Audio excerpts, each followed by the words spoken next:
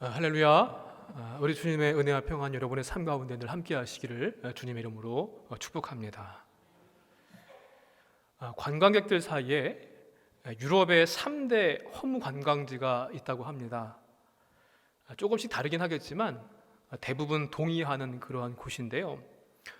유명하기는 한데 막상 찾아가서 보게 되면은 별거 그게 없다는 겁니다. 그래서 허무한 관광지라는 곳인데 그 가운데 어떤 곳들이 있는가 하면요, 덴마크 코펜하겐의 인어공주 동상, 그 다음에 벨기에 브뤼셀의 오줌 싸개 동상, 그리고 독일의 로렐라이 언덕, 이런 것들을 꼽는다고 합니다.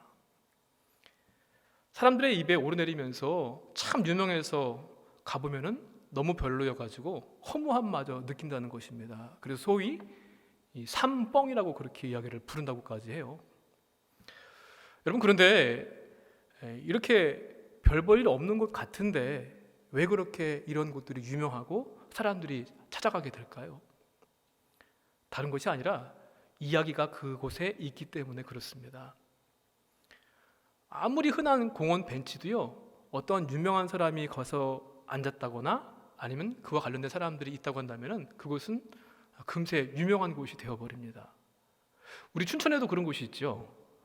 저 강원도 도청 밑에 옛날 동네, 지금은 이제 허물어졌습니다만은 그것도 그렇고, 명동, 그다음에 소양강 그 처녀 동상 그 앞에도 그렇고, 어떠한 드라마를 찍었던 곳인데 아주 유명해져가지고 사람들이 많이 찾았던 그런 곳이기도 합니다.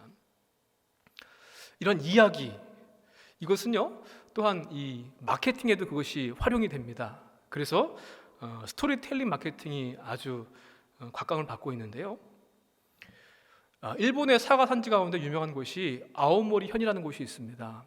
그런데 어느 해인가 태풍이 크게 불어가지고 이 아오모리 현의 90%에 해당하는 사과가 다 땅에 떨어져서 못 쓰게 됐습니다.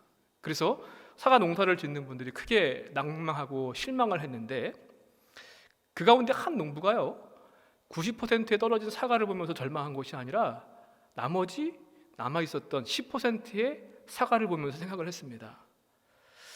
마침 대학 입학 시험 앞두고 있는 그러한 시점이었는데, 이 농부가 그 10%의 사과에다가 떨어지지 않는 합격 사과라고 하는 이야기를 거기다 붙였습니다. 그래서 그것을 판매를 했는데 기존의 사과보다 10배가 더 비쌌는데도 불구하고 불티나게 팔렸답니다.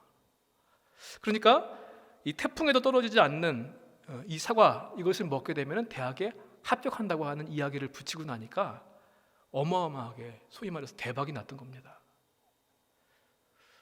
유대인 작가 엘리 위젤이라고 하는 사람은요, 그의 작품에서 이런 이야기를 했습니다. 하나님은 이야기를 사랑하셔서 인간을 만들었다. 그 이야기는요, 독생성자 예수 그리스도를 이 땅에 보내시면서 십자가에 죽게 하시고 부활하시기까지 사랑하셨던, 인간을 사랑하셨던 그 이야기입니다. 곧 그 이야기는 바로 성경책이 될 것이라고 말씀드릴 수 있습니다. 사람도 나만이 가지고 있는 이야기가 있는 사람은 행복합니다. 나만 가지고 있는 이야기, 그리고 무엇보다 하나님과 함께 했던 이야기를 가진 사람은 가장 행복한 사람인 줄로 믿습니다. 하나님을 향해서 그분께 드렸던 깊은 마음과 열정을 드렸던 그런 이야기, 하나님과 동행했던 이야기, 하나님을 위해서 그분의 뜻인 이웃사랑을 위해서 내 물질과 시간을 뚝 띄어서 드렸던 이야기들, 이런 이야기들이 있는 사람은 가장 행복한 사람들 가운데 한 사람들일 것입니다. 하나님께서 나와 그리고 여러분과 함께 하셨던 이야기가 담겨있는 책이 바로 성경책이라고 한다면, 반대로 내가 또 여러분이 하나님과 함께한 이야기를 가지고 있는 것이 바로 믿음 생활, 신앙 생활이라고 할 수 있을 것입니다. 하나님과 동행한 수많은 이야기들이 가득한 행복한 그러한 사람, 행복한 신앙 생활을 하시는 저 여러분 되시길 주님의 이름으로 축복합니다. 예수님의 제자들 가운데 두 사람이요, 예루살렘에서 충격적인 주말을 보냈습니다.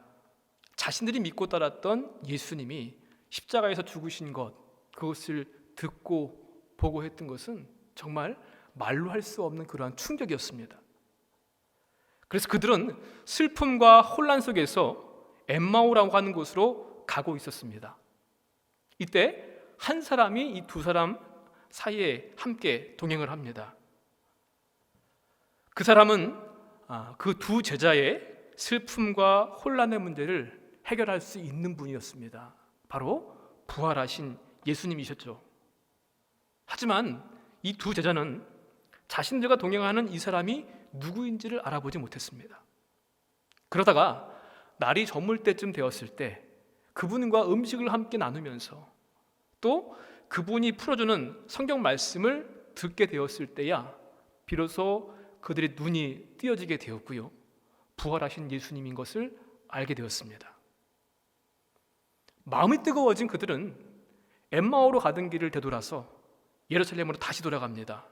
그리고 예수님의 부활하심을 함께 증거하고 증언하는 이야기를 이어가게 되었습니다.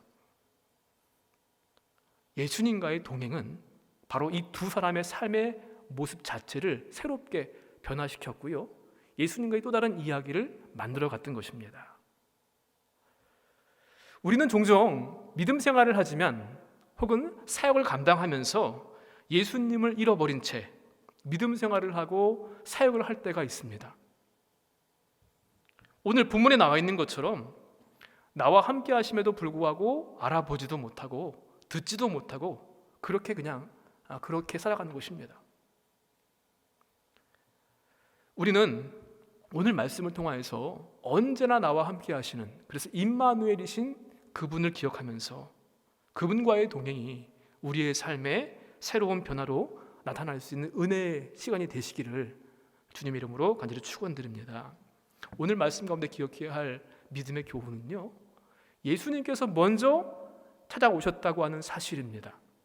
우리 13절의 말씀을 다시 한번 함께 읽어보도록 하겠습니다. 그날에 그들 중 둘이 예루살렘에서 25리 되는 엠마오라 하는 마을로 가면서, 그날이 어떠한 날일까요? 예수님께서 부활하신 날이었습니다. 예수님을 따랐던 여인들이 빈 무덤을 발견한 날, 주님께서 부활하신 날, 그날 이 두 사람은 예루살렘을 떠나서 엠마오로 가는 길이었습니다. 엠마오가 지금 어디인지 정확히 알 수는 없습니다만은 말씀을 보니까 25리 떨어진 곳이었다라고 말씀합니다. 헬라어 성경에는요 60 스타디온 거리라고 합니다.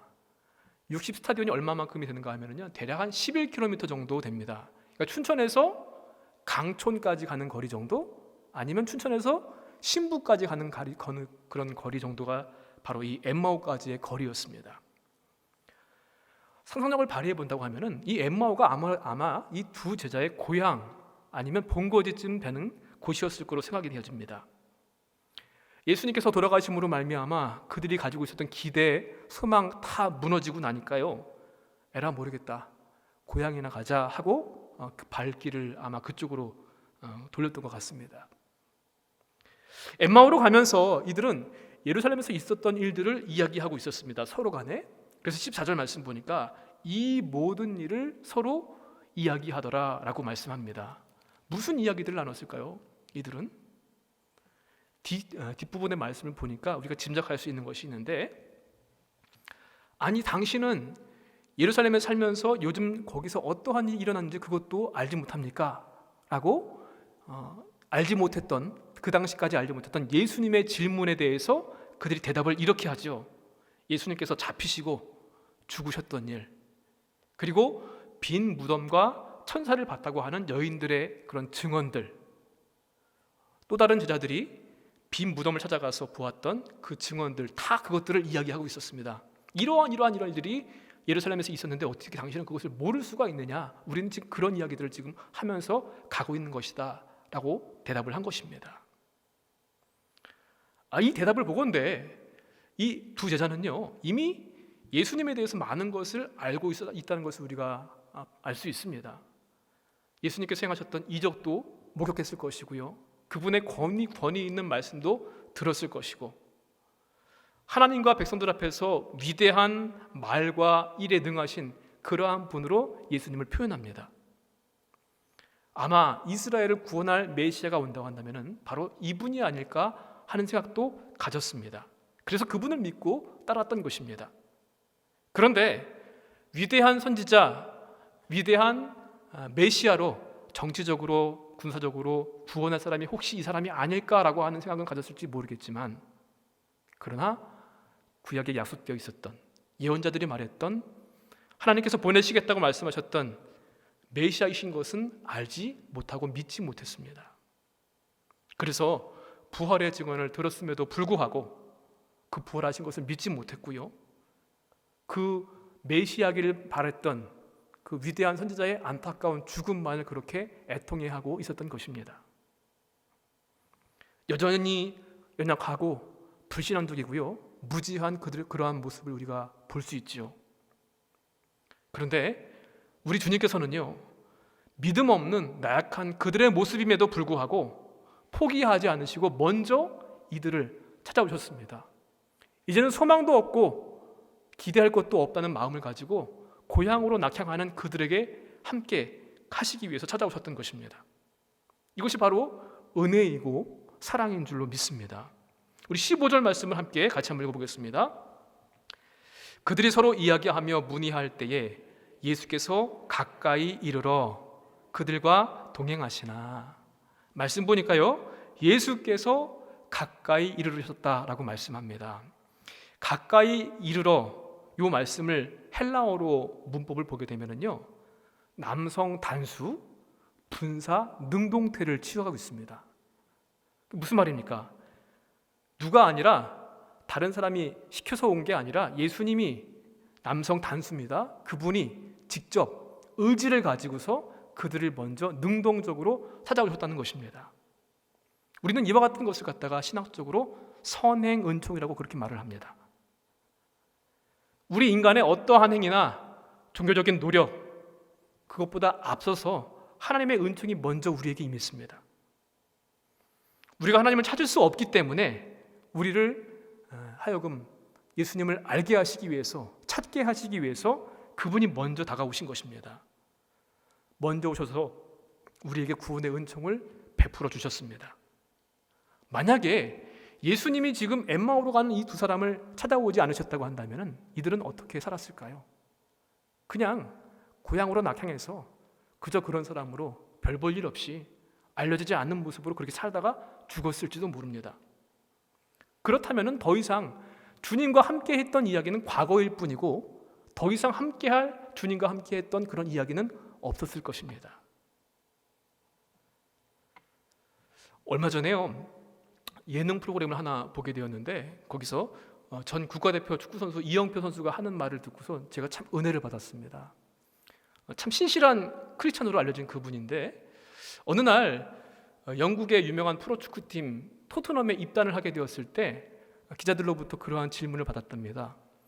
이영표 선수는 어떻게 한 번도 슬럼프도 없이 그렇게 7, 8년 동안 승승장구할 수가 있었느냐라는 질문을 받았습니다. 그때 이 이영표 선수가 충격적인 그런 느낌을 받았다는 거예요. 왜냐하면 자신은 오늘 아침에도 시합에서 내가 찬 공이 내 마음대로 가지 않아서 마음이 지금 실망스럽고 화가 나서 견딜 수 없는 마음을 가지고 지금 인터뷰에 임했는데 기자가 그렇게 묻는 겁니다. 어떻게 한 번도 슬럼프도 없이 그렇게 승승장구할 수가 있었느냐. 자신의 축구 인생을 보면서요, 오늘 이 경기만큼은 꼭 지면은 안 된다. 우리 팀이 지면 안 된다. 그리고 내가 실수해서 우리 팀이 지면 안 된다 하는 경기가 몇 개가 있었답니다. 그런데 그 경기마다 다 자기가 실수를 해서 크게 패했다는 거예요. 그러면서 생각을 했습니다. 그런데 어떻게 저 기자들은 나한테 그런 질문을 할 수 있었을까? 그래서 느낀 것은 뭔가 하면은 내가 실패했다고 생각했던 그 실패가 나를 실패시키지 못했구나. 그리고 실패가 나를 실패시키지 못했다고 한다면은 그러면 포기하지만 않으면 나는 성공할 수 있겠다라고 하는 생각을 했다는 거예요. 저는 그게 설교 말씀으로 들리더라고요. 여러분, 우리 역시도 엠마오로 가는 두 사람처럼 그렇게 살아갈 때가 얼마나 많이 있습니까? 실패하고 때로는 불신하고 불신앙적인 모습으로 살아갈 때가 참 많이 있습니다. 어리석고 연약하고 소망도 기대도 없습니다. 신앙의 슬럼프로 저 아래까지 떨어질 때도 있었습니다. 그런데 나의 그런 신앙적인 실패가 나를 실패시키지 못하는 것은 우리 주님께서 결코 나를 포기하지 않으셨기 때문입니다. 먼저 나를 찾아오셨고요, 나를 위로하시고 소망으로 인도하시는 그분 때문에, 그러므로 나를 찾아오시는 주님을 기억하면서 주님과 동행한다고 한다면 불신앙도 연약함도 절망도 결코 우리를 실패시키지 못할 줄로 믿습니다. 그 주님이 엠마오로 가는 두 제자만 찾아오신 것이 아니라 오늘 우리에게도 먼저 그분께서 찾아와 주심을 여러분 기억하십시오. 두 번째 교훈은요, 그렇게 나를 먼저 찾아오신 주님께서 나와 동행하신다고 하는 놀라운 사실입니다. 여러분, 여행을 하실 때 어디를 가느냐보다 더 중요한 게 뭘까요? 누구와 여행을 하느냐입니다. 아무리 좋은 여행지도요, 내가 싫은 사람하고 같이 가면 그 여행은 정말 괴롭고 힘든 일이 될 것입니다.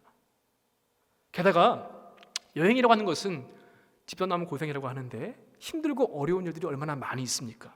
그럴 때 나와 함께하는 사람이 힘이 되지 못한다고 한다면 그 여행은 정말 괴롭고 힘들 것입니다. 우리 신앙생활에도 마찬가지입니다. 누구와 동행하느냐 하는 것은 참 매우 중요한데, 신앙생활 한다고 우리 안에 실패가 없고 남들 당하는 사고와 고통과 괴로운 일이 없습니까? 우리 똑같이 다 그런 것들을 겪습니다. 그런데 그렇다고 한다면 지금 나는 그러한 믿음의 여행길을 누구와 함께 동행하고 있는가 하는 것은 정말 중요한 문제입니다. 오늘 본문의 사건이 지금 어디에서 이루어지고 있습니까? 예루살렘에서 엠마오로 가는 길가에서 이루어지고 있는 일입니다. 누가복음 말씀 보시면 여행이 참 중요한 그러한 구조가 되는데요, 예루살렘으로 가는 길, 그게 바로 예수님께서 누가복음에서 행하셨던 그런 모습을 기록하고 있는 내용인데, 예루살렘에서 엠마오로 가는 길에서 이루어지고 있습니다. 15절 말씀을 다시 읽어보시면요, 그들이 서로 이야기하며 문의할 때에 예수께서 가까이 이르러 그들과 동행하시나, 이렇게 말씀합니다. 이 15절 문장의 주어는요, 예수님이십니다. 예수님, 그리고 십자가에서 죽으시기 전에 그 예수님과 부활하신 이후에 그 예수님이 다른 분이 아니라 한 분이신 그 예수님께서 지금 길가에 있는 그들과 함께 동행하고 계시고 있다는 말씀을 주고 있습니다. 그런데 두 사람은 그 동행하시는 예수님을 알아보지 못했습니다. 어쩌면요, 부활하신 몸이 시간과 공간을 초월하시기 때문에 좀 다른 모습이기 때문에, 또 변화산에 나오셨던 예수님처럼 영광스럽고 광채가 나는 그러한 좀 다른 모습이었기 때문에 그들이 몰랐을 수도 있습니다. 그런데 오늘 말씀 보니까 16절 말씀에 그들의 눈이 가리워져서 그인 줄 알아보지 못했다고 말씀합니다.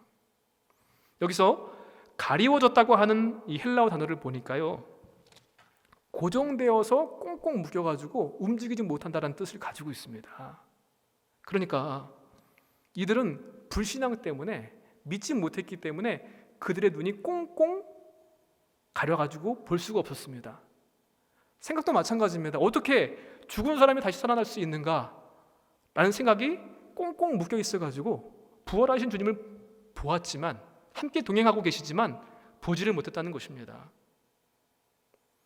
그러나 그럼에도 불구하고 예수님은요, 당신을 알아보지 못하는 그들의 곁을 떠나지 않고 함께 동행하십니다.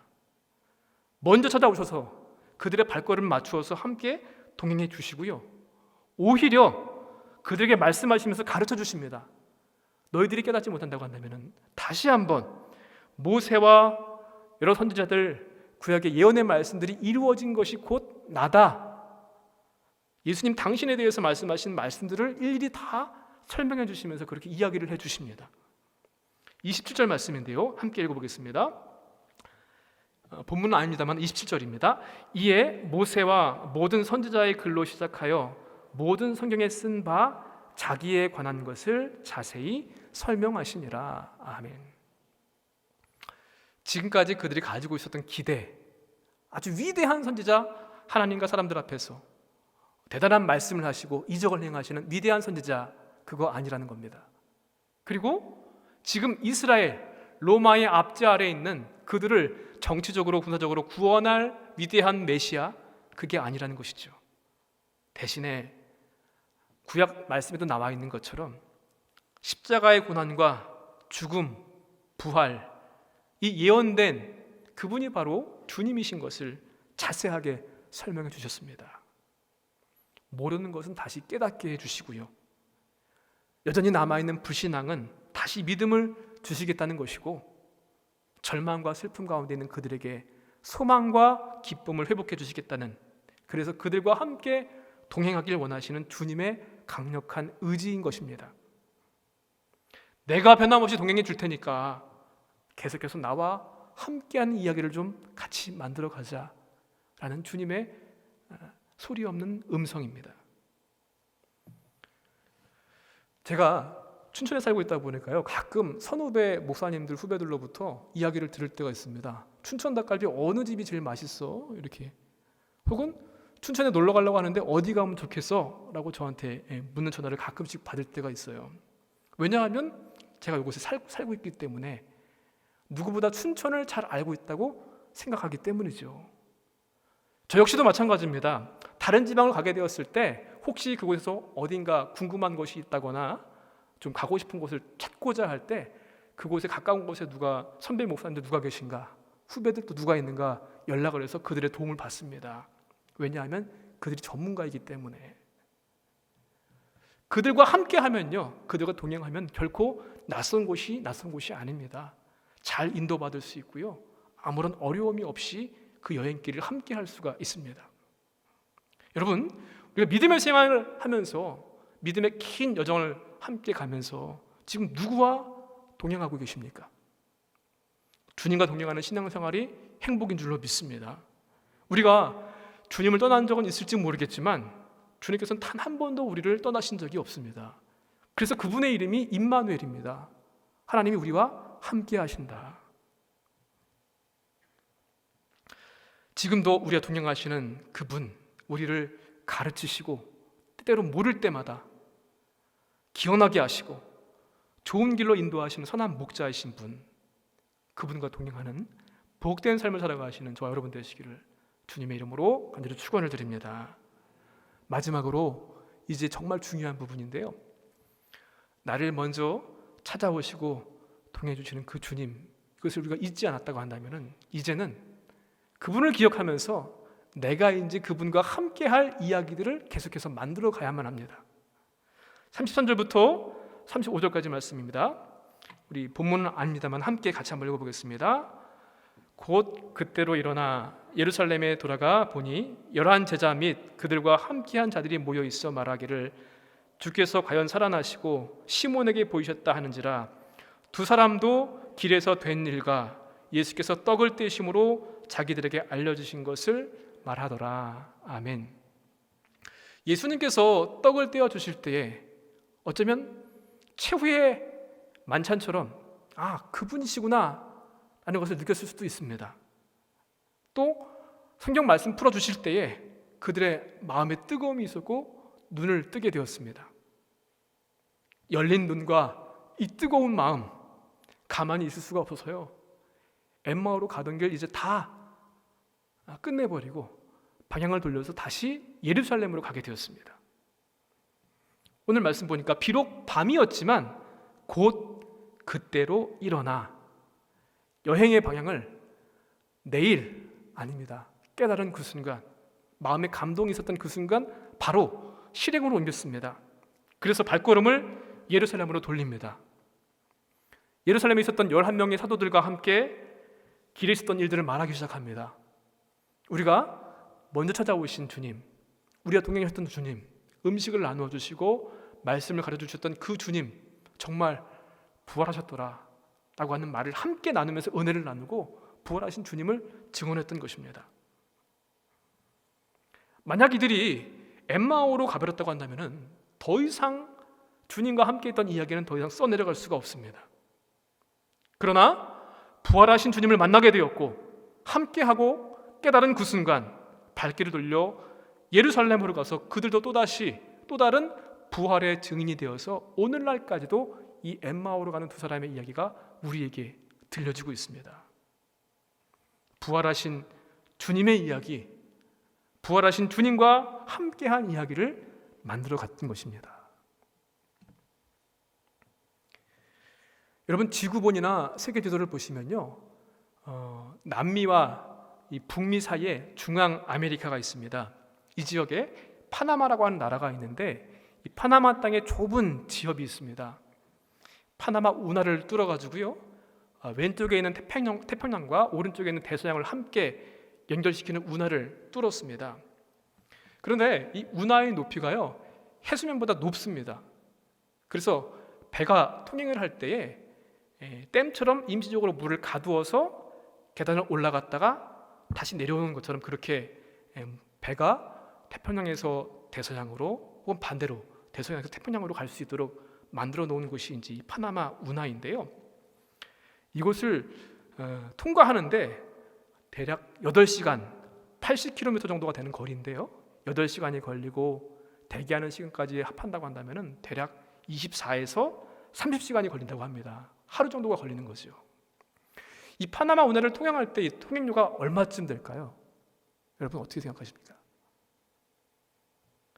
이 운하를 통과하는 통행료, 배삭 통행료, 물론 배의 길이, 또 화물 적재량 혹은 승객을 몇 명이나 태웠느냐, 그거에 따라서 값이 다르다고 해요. 근데 보통 평균 통행료가 우리나라 돈으로 5천만 원 정도 된다고 합니다. 그리고 크루즈 여행선 같은 경우에는요 98만 달러, 그러니까 대략 100만 달러 가까운데 우리나라 돈으로 치게 되면 약 10억 원 정도가 되는 것이 통행료입니다. 그냥 배가 통행하는 통행료 너무나 비싸다고 생각하지 않습니까? 10억을 낸다고 한번 생각해 보세요. 그냥 배 한번 통과하는데. 그런데 그 파나마 운하를 통하여서 여러분 아까 지도를 보셔서 아시겠지만 삥 둘러가지고 한 대략 2만 킬로미터 이상 가는 거리를 간단하게 대략 8,000km 정도로 줄일 수가 있습니다. 그래서 10억 원을 내고 하루에 시간을 들이면은 건널 수 있는 곳이 되었기 때문에 어떻게 보게 되면은 짧아진 시간과 비용에 대한 가치가 그 통행료 안에 들어있는 것이죠. 그리고 또 한 가지, 이 운하를 만들 때요 사람들이 이것을 공사를 했을 거 아닙니까? 대략 7,000명의 사람들이 순직을 했다고 그래요. 그러니까 시간, 그 다음에 거리 줄인 비용, 그 가치가 들어있고요 7,000명의 사람들의 생명이 담겨있는 가치를 포함한 값이 바로 배의 통행료가 될 것입니다. 그럼에도 불구하고 그것을 내느냐, 왜 내느냐, 돈을, 비싼 돈을. 이 세상에서는요 시간 절약하는 것에 총력을 기울입니다. 그것이 돈보다 더 귀하기 때문에. 그래서 돈을 지출할 만큼 시간이 귀하기 때문에 그것을 감행을 합니다. 성경 말씀에서도 세월을 아끼라, 세월을 구원하라 라는 말씀이 있는데 돈을 내면서까지 시간을 사는 가치 있는 일은 우리가 과연 무엇을 하고 있습니까? 돈을 주고 사서라도 하나님을 위해서 오늘을 가치 있게 살고 있는가 한번 질문을 던져보고 싶습니다. 돈을 들이면서 시간을 들이면서 그분과 함께하는 이야기를 만들어가고 있는가 하는 것입니다. 버닝 하트 미니스트리라고 하는 그러한 단체를 설립한 게리 윈즈 목사님이라는 분이 계십니다.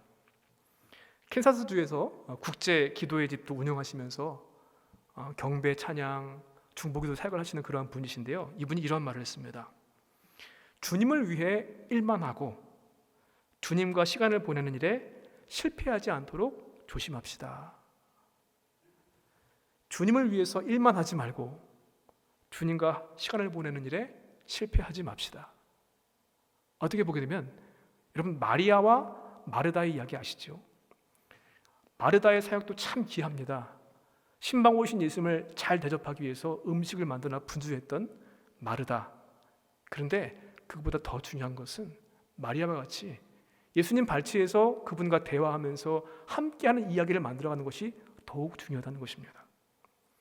주님께서 원하시는 것은 우리가 주님을 위해서 일만 하는 것을 원하시는 것이 아니라 한순간도 떨어지지 않고 우리와 함께 하시는 이야기를 만들어가는 것, 그것을 더 기뻐하신다는 것입니다. 가장 중요한 것이 주님과의 친밀함의 관계를 더 깊이 더욱 완성하는 일이 될 줄로 믿습니다. 오늘 말씀에서 주님은 그들과 동행하셨으나 그들은 알지 못했습니다. 우리 또한 그러한 잘못을 범치 않기를 원합니다. 사랑하는 성도 여러분, 오늘 말씀 잘 기억하십시오. 내가 먼저가 아닙니다. 주님이 먼저 우리를 찾아오셨고요, 부족함에도 불신앙에도 절망 속에서도 우리와 함께 동행하십니다. 그렇다고 한다면 그 주님을 우리는 그냥 내버려 둘 것이 아니라 그분과 함께하는 시간들을 계속해서 만들어 가야 될 줄로 믿습니다. 하나님께서 나와 함께 하셨던 이야기, 성경을 깊이 묵상하십시오. 매일 가까이 하십시오. 그리고 이제는 내가 하나님과 함께 한 그러한 이야기들이 가득한 신앙생활을 써내려 가시기를 바랍니다. 하나님과 동행한, 주님과의 친밀함을 나눈 수많은 이야기들이 가득한 그러한 복된 사람들, 어쩌면 코로나의 시기에 그것을 더 일깨워 주시기에 하나님의 뜻이 있을 줄로 믿습니다. 성경 말씀을 묵상하고 기도하고 예배의 간격들을 다시 한번 회복하는 것을 통하여서 내가 그 주님과 이야기를 계속 써내려가야 되겠다 하는 은혜가, 그런 행복한 삶으로 이끌림 받으시는 저와 여러분 되시기를 주님의 이름으로 간절히 축원을 드립니다.